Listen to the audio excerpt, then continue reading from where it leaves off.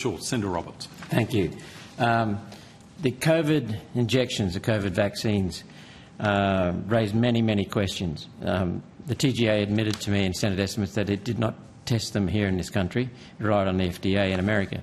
The FDA in America had previously already admitted that it didn't test them. It relied on Pfizer. And Pfizer's trials were shut down early because of the number of deaths they had.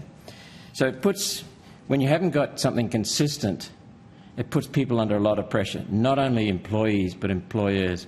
It puts you in a difficult position because I would imagine a supermarket, not all supermarkets force their employees to get injected. I think IGA didn't. But I can imagine a Coles employee or a Woolies employee thinking, I can't go in the back door to the supermarket because I'm an employee and I must get injected. But I can go in the front door anytime I want, stay as long as I like as a customer. How do you make sense of that? Well, as I've illustrated, there are many complexities, particularly in communication and rules, that really added to the stress of the whole situation. And employers and employees were all coping with the same, and customers. Same challenges, and customers. And sometimes we're in all three roles.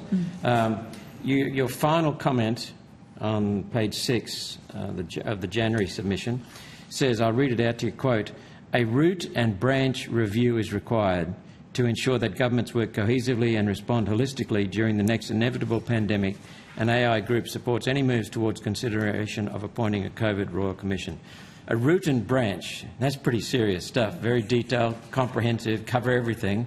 Yes. Is that because it was so variable, so many contradictions, so many inconsistencies? It just didn't make sense to many people. It didn't make sense. So sometimes there would be, a minister or a health officer making an announcement, and we'd wait for the actual orders, and they would be inconsistent to what had been announced. And we would have to try and find a way to either convey that to the government to ask them which advice which directive do we listen to, and then they would try to reverse it. But it was just incredible. Yeah, and I can empathise with you because I remember watching Yvette Duff, the Queensland State Health Minister, laying out the law in January, I can't remember which year, 23 I think, or 22, saying people in cars must wear masks. And someone said, what about if the driver is by himself? And she looked and hummed and yes. I mean, there was no science clearly behind that. Sitting alone in a car with windows up and wearing a mask. I mean, so these things were not driven by science. Is that a question, Senator Roberts? That's a statement. backing up AI Group's concerns.